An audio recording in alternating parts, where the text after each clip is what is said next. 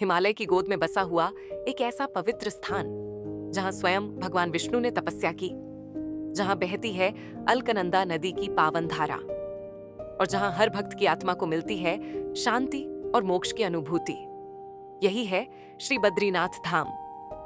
बद्रीनाथ मंदिर सिर्फ एक तीर्थ स्थल नहीं है, यह सनातन संस्कृति का प्रतीक है। यह स्थान हमारे धर्म, अध्यात्म और आस्था का केंद्र है। उत्तराखंड के चमोली जिले में स्थित यह मंदिर समुद्र तल से लगभग 10,279 फीट की ऊंचाई पर स्थित है और इसे 4 धाम यात्रा का एक अहम हिस्सा माना जाता है। बद्रीनाथ 4 धामों में से एक है, बाकी 3 हैं जगन्नाथपुरी, रामेश्वरम और द्वारका। इसके साथ ही ये हिमालय के पंच बद्री में से भी प्रमुख है। पौराणिक मान्यता के अनुसार जब भगवान नारायण ने तपस्या के लिए एक उपयुक्त स्थान की खोज की तो उन्हें यह शांत और एकांत स्थल मिला। यहाँ उन्होंने हजारों वर्षों तक ध्यान लगाया। उस समय लक्ष्मी माता ने बद्री के पेड़ का रूप धारण करके विष्णु जी को छाया प्रदान की।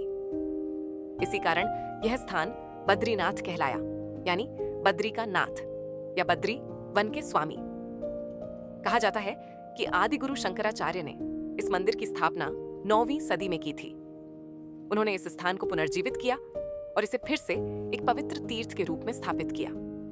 इस मंदिर में स्थापित विष्णु भगवान की मूर्ति काले शालिग्राम पत्थर से बनी है, जो स्वयं अलकनंदा से प्राप्त हुई मानी जाती है। यह मूर्ति भगवान विष्णु के ध्यान मग्न रूप को दर्शाती है, कमलासन पर बैठे हुए, पद्म, शंख, चक्र और गदा धारण किए हुए। बद्रीनाथ मंदिर का वातावरण बेहद अलौकिक और दिव्य है। मंदिर के चारों ओर ऊंचे ऊंचे बर्फ से ढके पर्वत हैं। नीलकंठ पर्वत की दिव्यता इस दृश्य को और भी अद्भुत बना देती है। सुबह की आरती, शंख की ध्वनि और भक्तों की जयकारों के बीच जब आप मंदिर की ओर बढ़ते हैं तो लगता है मानो आप साक्षात वैकुंठ की ओर जा रहे हैं। यहाँ आने का सबसे उपयुक्त समय मई से जून और सितंबर से अक्टूबर के बीच होता है। बारिश और ठंड के मौसम में यह क्षेत्र बर्फबारी के कारण बंद हो जाता है। मंदिर के कपाट अप्रैल या मई में अक्षय तृतीया के दिन खोले जाते हैं और अक्टूबर या नवंबर में भैया दूज के दिन बंद होते हैं।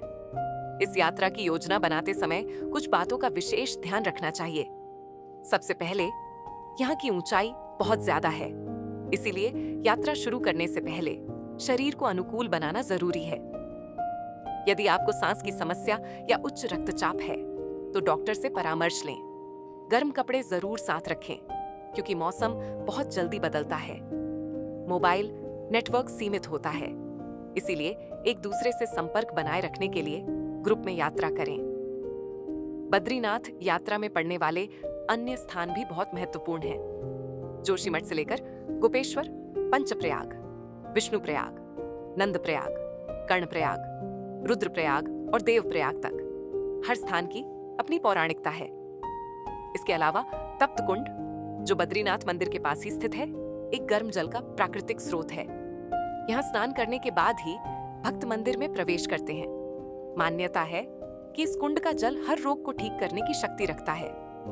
अगर आपने अभी तक बद्रीनाथ धाम की यात्रा नहीं की है तो जीवन में एक बार इस दिव्य धाम के दर्शन अवश्य करें। यह स्थान न केवल आपको आध्यात्मिक रूप से समृद्ध करेगा, बल्कि आपकी आत्मा को उस शांति से भर देगा जिसकी तलाश शायद हम सबको होती है। यहाँ आकर जो आत्मिक अनुभव होता है वह शब्दों में व्यक्त करना कठिन है। सर्द हवाओं के बीच, बर्फ से ढकी चोटियों के साए में जब आप भगवान विष्णु के दर्शन करते हैं तो ऐसा लगता है मानो पूरा ब्रह्मांड वहीं ठहर गया हो। कई भक्तों की आंखें अपने आप भर आती हैं। ये अश्रु भक्ति के हैं, उस आनंद के हैं जो आत्मा को तब मिलता है जब वह अपने ईश्वर से मिलती है।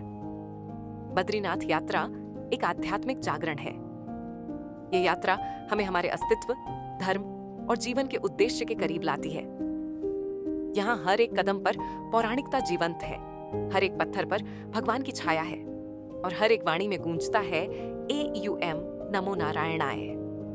यात्रा के दौरान जो अनुभव होते हैं वो जीवन भर साथ रहते हैं। यहाँ की हवा में भी भक्ति है और हर तरफ से आती है सिर्फ एक पुकार, बद्री विशाल की जय।